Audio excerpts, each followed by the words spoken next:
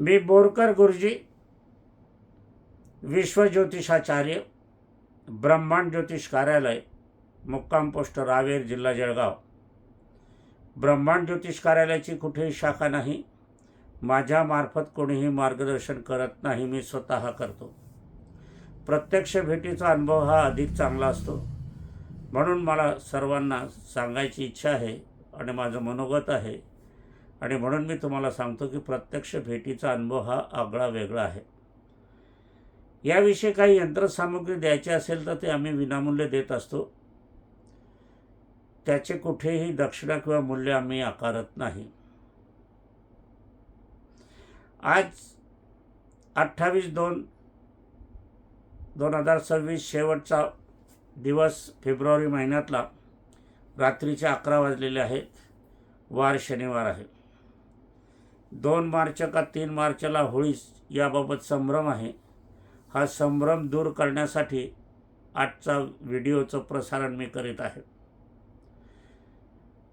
2 मार्चला का 3 मार्चला शास्त्रशुद्ध वचन काय म्हणते हे आपण बघण्याचा प्रयत्न करणार आहोत. 2 मार्चला भद्रा आहे म्हणून होळी साजरी करू नका असं अनेक व्हिडिओ प्रसारित होत आहे, वर्तमानपत्रातही आलेलं आहे. आणि 3 मार्चला होळी करा असं पण सांगितलं गेलेलं आहे. मग खरं 2 मार्चला करावी का 3 मार्चला करावी याचा शास्त्रशुद्ध वचन मी तुम्हाला सांगणार आहोत. ते 100% सत्य आहे, असत्याचा भाग नाही. असत्य मला पण चालत नाही. जे आपल्या ग्रंथात लिहिलेलं आहे ते आपल्याला बघायला हवं. हिंदू धर्माची शुभमुहूर्ताची जी कायद्याची पुस्तकं आहे ते धर्मसिंधू आणि निर्णय सिंधू ही 2 आहेत. तर धर्मसिंधूच्या अनुषंगाने निर्णय सिंधूच्या अनुषंगाचा विचार आपण करणार आहोत या ठिकाणी. होळी 2 मार्चला का 3 मार्चला याचा शास्त्रशुद्ध विचार बघा. 2026 वर्ष 2 मार्च 2026ला सोमवार फाल्गुन चतुर्दशीची समाप्ती संध्याकाळी 5:56 आहे. त्यानंतर प्रदोषकाळ पौर्णिमा सुरू होत आहे. म्हणजे ही सूर्यास्तकालीन पौर्णिमा आहे हे लक्षात घ्या प्रथम. दुसऱ्या दिवशी 3 मार्चला 17:08 सायंकाळी म्हणजे 5:08 पावे तो पौर्णिमा आहे. म्हणजे सूर्यास्तकालीन नाही, कारण सूर्यास्त 6:44 आहे त्या दिवशी. म्हणजे सूर्यास्तकालीन ही पौर्णिमा नाही 3 मार्चची, लक्षात घ्या. होळीला पौर्णिमा तिथी अत्यंत आवश्यक असते. 3 मार्चला पौर्णिमा 3.5 प्रहरापेक्षा कमी पण आहे, म्हणून 2 मार्चलाच होळी आहे. धर्मसिंधू प्रमाणित ग्रंथानुसार 2 मार्चलाच होळी आपण करा. 2 मार्चला भद्रा असल्यामुळे होळी करू नका असे कोणी सांगित असले तर ते सपशेल चुकीचे आहे. प्रदोष काळ असला म्हणजे सगळं अशुभत्व दूर होते. भद्रा असली तरी होळी करणे असे धर्मसिंधू ग्रंथात उल्लेख आलेला आहे. सूर्यास्तानंतर होळी केव्हाही तुम्ही करावी. प्रदोष काळ हा शिवाचा काळ आहे. या शिवाच्या काळामध्ये सगळं अशुभत्व नष्ट होते, लक्षात घ्या. असं असताना आपल्याला या ठिकाणी आपण बघणार आहोत की होळीच्या दिवशी घटना काय काय घडलेल्या आहेत. फाल्गुन शुक्ल पक्षातील पौर्णिमा हिला हुताशनी पौर्णिमा म्हटली जाते. उत्तर भारतात ही होळी केली जाते. या दोला यात्रा होरी असं म्हटलं जाते. महाराष्ट्रात याला शिमगा म्हटला जातो. आदिवासी याला भोंगऱ्या किंवा हवावी किंवा घुगरी म्हणून होळी साजरी केली जाते.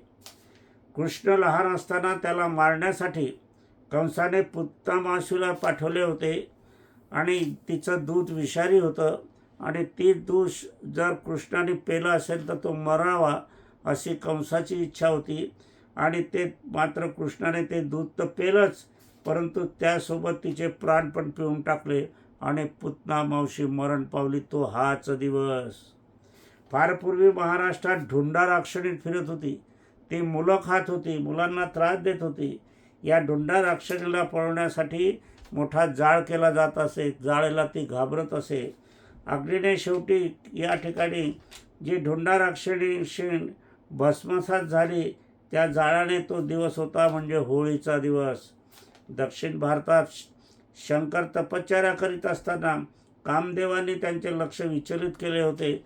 तेव्हा शंकराने आपले तिसरे डोळ्यातील अग्नीने कामदेवात जाळून टाकले. तो दिवस होता होळीचा. हिरण्यकश्यपाचा मुलगा भक्त प्रल्हाद होता. तो विष्णू भक्त होता आणि हिरण्यकश्यपाला विष्णू आवडत नव्हते. म्हणून या भक्त प्रल्हादाला ठार मारण्यासाठी तिने आपली बहीण होळी नावाची होती, तिला सांगितलं, तू मांडीवर हिला घे आणि होळी प्रज्वलित कर तुझ्या अंगातून, म्हणजे हा भक्त प्रल्हाद जळून जाईल, मरून जाईल. परंतु या ठिकाणी मांडीवर घेतले, होळी प्रगट झाली, परंतु अग्नीत स्वतःच होळी संपली आणि जाळून गेली, जळली गेली. आणि भक्त प्रल्हादाचं तेज या ठिकाणी आपल्याला दिसून आलेलं आहे. असं आपण या ठिकाणी बघत असताना होळीचा सण हा कसा साजरा करावा, केव्हा साजरा करावा हे आपण बघणार आहोत. होळी कधी करावी हा संभ्रम तुमचा दूर झालेला असेल. भारतीय संस्कृतीत सर्व सणवार, व्रतवैकल्य याबाबत अचूक मुहूर्ताबाबत सूक्ष्मरित्या विचार केलेला आहे. तिथी, प्रदोषकाळ, ग्रहणयोग, भद्रा, शुभ अशुभ याकडे अधिक लक्ष गेलेले आहे. बहुतांश लोक भद्रा अशुभ समजतात.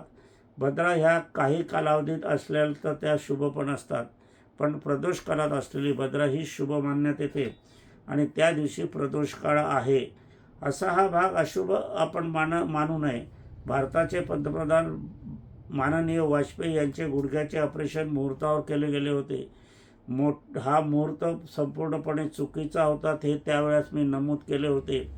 मला त्यावेळेला अनेकांनी सांगितलं की ते ज्योतिषी पंडित मोठे आहे, तुम्ही कुठे आहात याचा विचार करा, नंतर प्रगटीकरण करा. पण मी ते प्रगटीकरण केलेलं होतं आणि गुडघ्याचे ऑपरेशन केले. त्यांचा लाभ त्यांना फारसा झाला नाही. शेवट पावतो त्यांना पलंगावरच जीवन घालवावे लागले. याचे कारण अशुभ मुहूर्तावर केलेले ते ऑपरेशन होते. पंतप्रधान असल्यामुळे निष्पांत डॉक्टर असणार, पण परिणाम शून्य. सर्व जगभराच्या सोयीसुविधा असल्यावरही असे रिझल्ट प्राप्त होतात. त्यावेळेला आपल्याला कळून येते की शुभ अशुभ मुहूर्ताची ताकद किती आहे. माझी पत्नी सौ निर्मलाबाई बोरकर यांचे दोघी गुडघ्याचे ऑपरेशन केले होते. दोघी कमरेचे बालचे ऑपरेशन केले होते. ते भद्रा काळात होते, म्हणून ते या ऑपरेशनावरती 15-20 वर्ष चालत होती. 6 जिने, 3 जिने, 4 जिने चढत होती. पायी चालत होती 2-2, 3-3 किलोमीटर. कारण ते ऑपरेशन भद्रात केले होते. अचूकच शुभ मुहूर्त. दिनांक 2 मार्चला चतुर्दशी, तिथी 17:56 ह्या वेळेपावेतो आहे. यानंतर पौर्णिमा सूर्यास्तकालीन आहे. दिनांक 3ला पौर्णिमा ही सूर्यास्तकालीन असून अधिक व्यापिनी आहे, परंतु ही पौर्णिमा सूर्यास्तकालीन नाही. पौर्णिमा ही सूर्यास्तकालीन अधिक महत्त्वाची असते.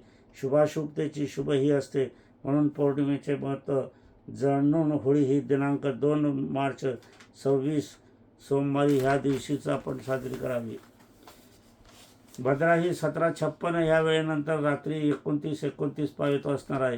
ही भद्रा भूलोकी आहे, प्रखर अशुभ आहे आणि हाच काळ होळी प्रज्वलित करण्याचा असणार आहे. परंतु 3 तारखेला चंद्रग्रहण असल्यामुळे या दिवशी या काळात होळी प्रज्वलित करणे निषिद्ध असते. आणि पुन्हा चंद्रग्रहणामध्ये, कुठल्याही ग्रहणामध्ये होळी प्रज्वलित करू नये, अग्निसुद्धा प्रज्वलित करू नये. स्वयंपाक याच्यासाठी याच काळात आपल्याला नकार असतो, निषिद्ध आहे. दिनांक 2 मार्च सोमवार, चंद्रवार, प्रदोष काळ पण आहे व हाच प्रदोष काळात पौर्णिमा तिथी पण आहे. अशा असताना धर्मसिंधू ग्रंथानुसार 17:56 वेळ ते 29-29 संपूर्ण रात्रकालीन भद्रा राहणार आहे. तरी पण शास्त्रवचनानुसार होळी ही सोमवार दिनांक 2 मार्च 2026ला आहे. होळीचे पूजन कसे करावे आपण बघणार आहोत. नित्यनेमाने आपण पूजन फुले, अगरबत्ती, दीपक यांनी करावी. त्याचप्रमाणे करा. पुरणाची पोळीचा गुळाची पुरणाची पोळी होळीला अर्पण करावी. घरात जे काही विविध प्रकारची धान्य डाळी असतील ते एक मूठ घेऊन एकत्रित करावी व होळीत अर्पण करावी. व पुढील मंत्रजाप दोघंही हाताचे पंजे अर्पण करतो ह्या आविर्भावात ठेवून 7 वेळा करावे. या पश्चात 7 पावले उलट माघारी चालून नंतर वळण घेऊन इतरत्र न जाता सरळ घरी यावे. मंत्रजाप मी तुम्हाला सांगतो, तुम्ही लिहून घ्या. मंत्रजाप अगदी थोडक्यात मंत्रजाप आहे. फाल्गुन मासे शुक्ल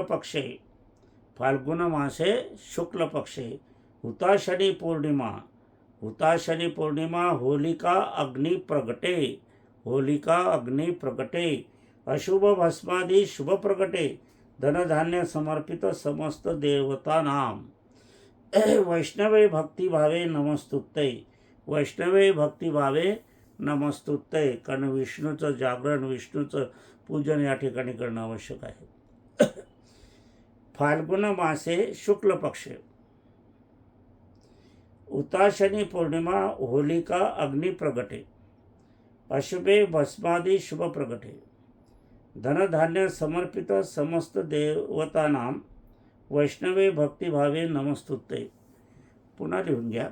फाल्गुन मासे शुक्ल पक्षे, दुसरी ओळ हुताशनी पौर्णिमा होलिका अग्नि प्रगटे, तिसरी ओळ अशुभ भे भस्मादि शुभ प्रगटे, चौथी ओळ धनधान्य समर्पित समस्त देवतानां, पाचवी ओळ वैष्णवे भक्तिभावे नमस्तुते. फाल्गुन मासे शुक्ल पक्षे हुताशनी पौर्णिमा होलिका अग्नि प्रगटे, अशुभे भस्मादि शुभ प्रगटे, धनधान्य समर्पित समस्त देवतानां, वैष्णव भक्तिभावे नमस्तुते नमस्तुते नमस्तुते. अशी ही होळी आपण बघत आहोत. आता होळीचं पूजन आपण बघितलं आहे आणि होळीविषयी आपण पाहिलेलं आहे. आता या ठिकाणी तुम्हाला मी होळीचं जे काही परिणाम होणार आहे आपल्याला ते मी सांगणार आहे. तर मेष राशीचा शुभाशुभ काळ काय राहणार आहे 2026चं पूर्ण काळ. फार ह्या भविष्यवाणीला मी खूप मेहनत घेतलेली आहे. तुम्ही हा व्हिडिओ जतन करून ठेवा आणि हा व्हिडिओ लिहून घ्या. मेष राशी 2/3/2026 होळीचा दिवस, 31/5/2026 सर्व कार्यात आपल्याला सफलता मिळेल. तारीखवार लिहिलेलं आहे बरं, म्हणजे किती मेहनत घेतली हे तुम्हाला कळेल. मी तुमच्यासाठी किती प्राण ओततो आहे, माहिती ओततो आहे, विनामूल्य सेवा देतो आहे. 1/6/2026 ते 30/10/2026 मातृकार्य करावं लागेल. 31/10/2026 ते 31/12/2026 भाग्योदय आपला होईल. वृषभ राशी घेऊया. 2/3/2026 होळीचा दिवस ते 31/5/2026 आर्थिक प्रगती. 1/6/2026 ते 30/10/2026 कर्तव्यात यश आणि 31/10/2026 ते 31/12/2026 कुटुंब कार्य. अशा हे भविष्यवाणी सादर करताना ग्रहयोगाचं गणित फार फार मोठ्या प्रमाणावर करावं लागते. मिथुन राशी 2/3/2026 होळीचा दिवस 31/5/2026 सामान्य काळ. 1/6/2026 ते 30/10/2026 धनकारक. 31/10/2026 ते 31/12/2026 यशाची प्राप्ती. कर्क राशी 2/3/2026 ते 31/5/2026 चिंता व्यथा. 1/6/2026 30/10/2026 सामान्य अवस्था. 31/10/2026 31/12/2026 भाग्योदयाचा काळ. कर्क राशीने होळीचं पूजन मंत्र सकट अवश्य करावं. सिंह रास 2/3/2026 ते 31/5/2026 विवाह योग भाग्ययोग. 1/6/2026 ते 30/10/2026 अडथळ्याची शर्यत. 31/10/2026 ते 31/12/2026 काहीसे मनाप्रमाणे. कन्या राशी 6 नंबरची राशी 2/3/2026 आपला होळीचा दिवस 31/5/2026 पितृकार्य करावे लागेल, दैवकारक राहील. 1/6/2026 ते 30/10/2026 आपल्या इच्छा सफल होतील. 31/10/2026 ते 31/12/2026 चिंता व्यथेचा काळ आहे. कन्या राशीने होळीचं पूजन करून मंत्र जागर करावा. तुला राशी 2/3/2026 ते 31/5/2026 आपल्या सर्व इच्छा पूर्ण होणार आहेत या काळात. 1/6/2026 ते 30/10/2026 पितृकार्य करावे लागेल, नशीबकारक आहे. 31/10/2026 ते 31/12/2026 भाग्यासोबत नशीबवान देखील आपण होणार आहात. वृश्चिक राशी 2/3/2026 ते 31/5/2026 आजार चिंतेचा काळ राहील. 1/6/2026 ते 30/10/2026 मनाप्रमाणे सफलता मिळेल. 31/10/2026 ते 31/12/2026 सर्व कर्मानुसार फळ येईल. वृश्चिक राशी यांनी होळीचा मंत्र जाप करून पूजन करावं. धनुराशी 2/3/2026 31/5/2026 सांसारिक कार्य अधिक करा. 1/6/2026 ते 30/10/2026 चिंता व्यथा आरोग्याची हानी. 31/10/2026 ते 31/12/2026 मनातील इच्छा पूर्ण होणार आहे. आरोग्याच्या बाबतीत धनुराशीने सावधान राहावं. ही होळीची पूजा मंत्र जापानेच करावी असं माझं आग्रहाचं सांगणं आहे. मकर राशी 2/3/26 हा होळीचा दिवस. 31/5/2026 आजारपण काळजी लागेल. 1/6/2026 30/10/2026 सांसारिक कार्य करावे लागेल. प्रेमयोग देखील याच्यात प्रफुल्लित होईल. 31/10/2026 ते 31/12/2026 अपघात आहे, चिंताग्रस्त आहे. मकर राशीवाल्यांनी समस्त स्त्री पुरुष लहान मोठे जे काही असतील त्यांनी मंत्र जापासह पूजन होळीचं करा. कुंभ राशी 2/3/2026 ते 31/5/2026 संततीकडून शुभवार्ता येईल. 1/6/2026 30/10/2026 आजार शत्रू बळकट होतील. आपल्या कर्माचं फळ या ठिकाणी प्राप्त होईल. 31/10/2026 ते 31/12/2026 कुटुंब कार्य करा, त्यात सफलता मिळवा. कुंभ राशीवाल्यांनी मंत्र जाप करून होळीचं पूजन अवश्य करा. मीन राशी 2/3/2026 ते 31/5/2026 मातृयोग प्रबळ आहे. मातृचं कार्य किती केलेलं आहे, कसं केलेलं आहे. मातृ जिवंत असेल सेवा करा, शुश्रूषा करा. मातृ स्वर्गीय असेल तर श्राद्धविधी पूजनपाठ रोज करा. 1/6/2026 ते 30/10/2026 इच्छा सर्व पूर्ण होणार आहे. 31/10/2026 ते 31/12/2026 आजार आहे, लक्षात घ्या. हा आजार मागची दुखणी वर काढण्याचे योग्य आहे आणि तुम्हाला 7.5 आहे. कुंभ राशीला पण 7.5 आहे. धनुराशीला पण 7.5 आहे. सिंह राशीला पण 7.5 आहे. यांनी अवश्य पूजन करायला हवं. विश्वज्योतिषाचार्य बोरकर गुरुजी, ब्रह्मांड ज्योतिष, रावेर 98 500 500 1555 असा आहे. हा होळीचा कार्य तुम्हाला मी सांगितलं आहे. अवश्य श्रद्धा ठेवून पूजन करा, यश मिळवा. कारण पूजनात यश असते. श्रद्धा हवी आणि श्रद्धा ही निश्चित हवी. शास्त्रशुद्ध वचनाप्रमाणे मी होळी कधी साजरी केलं याचं मार्गदर्शन आपल्याला केलेलं आहे. माझी पत्नी स्वर्गीय सौ निर्मलाबाई बोरकर यांना अभिवादन करूया. निर्मलाबाई शुभ मुहूर्ताविषयी फार काटेकोरपणे पाहत होते. त्यावेळेला तिच्या संसारामध्ये चूल होती.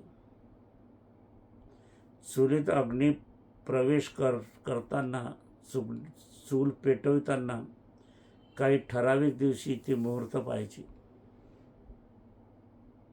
ठराविक दिवशी म्हणजे तिचा जन्मदिवस, माझा जन्मदिवस, मुलांचा जन्मदिवस, हे 4 आम्ही लोक होतो. यांच्या जन्मदिवसाच्या वेळेला हटकून ती चुलीमध्ये अग्नी प्रविष्ट करताना शुभ मुहूर्तानेच प्रविष्ट करत होती. ती एक घास गाईला, एक घास कुत्र्याला, एक घास पितरांना, थोडीशी लहानशी पोळी किंवा भाकरी, दशमी जे काही असेल, पराठा, त्याच्यावर तूप, साखर, भात, वरण असं सर्व टाकून ती देत होते.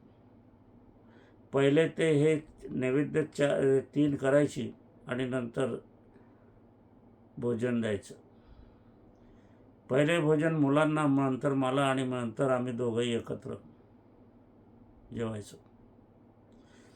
माझ्या या 78 वर्षाच्या आयुष्यात तिनं कधीही एकटी प्रथम जेवली नाही. माझ्यासोबतच जेवण केलं. मुलांना जेवण केल्याशिवाय ती जेवत नव्हती. आणि आज अशी परिस्थिती आहे, सगळं वातावरण उलटपुलट झालेलं आहे. याच्याविषयी व्हिडिओ जारी करा असं माझं पुष्कळ मला सांगत आहे, त्याविषयी मी करणारच आहोत आणि जे सत्य आहे तेच सांगणार आहोत. असो, आजच्या कार्याचं समापन करण्यापूर्वी माझी गुरुवर्य स्वर्गीय सौ निर्मलाबाई बोरकर यांना अभिवादन करूया आणि पुढच्या कार्यात भेटूया. माझे व्हिडिओ आपल्याला आवडत असेल तर अधिकाधिकांना शेअर करण्याचा प्रयत्न करा. त्यांना लाभ झाला की तुम्हाला पुण्य प्राप्त होईल, मला समाधान प्राप्त होईल.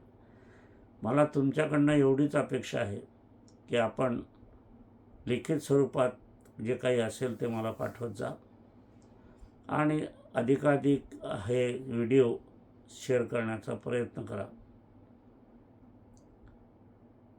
देशदूत जळगाव आवृत्तीमधून रोजचं भविष्य, तरुण भारत जळगावमधून रोजचं भविष्य, साईमत जळगावमधून रोजचं भविष्य आणि अधूनमधून विविध लेख मोठ्या प्रमाणावर देणे सुरू झालेले आहे. आपण अवश्य द्या. त्याच्यात कुपन पण येत आहे. ज्यांच्या समस्या असेल त्यांनी त्या कुपन भरून माझ्याकडे पाठवा. ते साईमतमध्ये प्रसारित केलं जाईल. मी वर्तमानपत्राकडनं अपेक्षा करतो, परंतु ती अपेक्षा पूर्ण होत नाही. अधिकाधिक सविस्तर देण्याचा मी प्रयत्न करतो, परंतु वर्तमान स्थितीत आता मूल्यवान कितपत आहे हे आपल्याला माहीत आहे. असो, त्याबाबत बोलणं इष्ट पण नाही. असो, एक शेवटचं सांगणं आहे. देवाला अर्पण केलेली वस्तू, ब्राह्मणाला अर्पण केलेली वस्तू, ज्योतिषाला अर्पण केलेली वस्तू, मुलांना अर्पण केलेली वस्तू, पत्नीला अर्पण केलेली वस्तू कधीही परत मागू नये. अर्पण याचा अर्थ घ्या म्हणजे जी वस्तू अस्त झाली, आपल्याकडनं संपली, ती आपण अर्पण करतो. ती परत जर मागितली तर अर्पण, तर अर्पणाच्या नंतर मृत्यूचा शब्द येतो. तुम्ही जर एखाद्या ज्योतिषाकडनं परत दक्षिणा घेतली, एखाद्या पंडिताकडून दक्षिणा परत घेतली, एखाद्या पुजाऱ्याकडनं दक्षिणा परत घेतली, तर मी मंदिरातले पैसे उचलले. काही जण महादेवाचं आपलं त्रिवेणी बेलाचं पान उचलतात, फुलं उचलतात. हे शुद्ध उचलू नये, ते अर्पण केलेलं असते. ते दुसऱ्याने अर्पण केलेलं, तुम्हाला उचलण्याचा अधिकार नाही. आणि जो असं करतो त्याला मृत्यूकारक भोग भोगावे लागतात. नरक यातनाकडे तो जातो. असं हे शास्त्रशुद्ध वचन असताना अनेक लोक तसे वागतात आणि यांचं जीवन कधीच सुख होत नाही. आजारपण येते, कॅन्सरसारखे होतात, मुलांना आजार होतात, स्वतःना आजार होतात, अपघात होतात, जाळपोळ होते, अनेक प्रकारची दुःख यांच्या जीवनात येतात. कारण तुम्ही श्रद्धेनं दिलेलं आहे, ते अर्पण केलेलं आहे. अर्पण म्हणजे समर्पण, आणि समर्पणाच्या विरुद्ध अर्थ मरण. याच्याविषयी जास्त व्हिडिओ टाका प्रसारित, असं लीलाधर सोनवणे, गोपीकृष्ण सोनवणे यांनी, जळगाव यांनी सांगितलेलं आहे.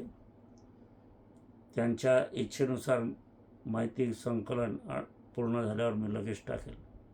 असो, आजच्या कार्याला विराम देऊया. सर्वांनी सुखी राहावं, संपन्नता राहावे, सर्वांच्या इच्छा पूर्ण व्हावे, सहकुटुंब सहपरिवार आपला नांदवावा आणि आईवडिलांना मान द्या, सन्मान द्या. त्यांच्या इच्छा पूर्ण आपण करा. आपल्या इच्छा सर्व परमेश्वर पूर्ण करतील. ग्रहांचा पाठिंबा, माझा आशीर्वाद आणि माझी पत्नी स्वर्गीय सौ निर्मलाबाई यांचंच कार्य असल्याकारणाने त्यांचा पण आपल्याला आशीर्वाद लाभेल. असो, सदा सुखी राहावे.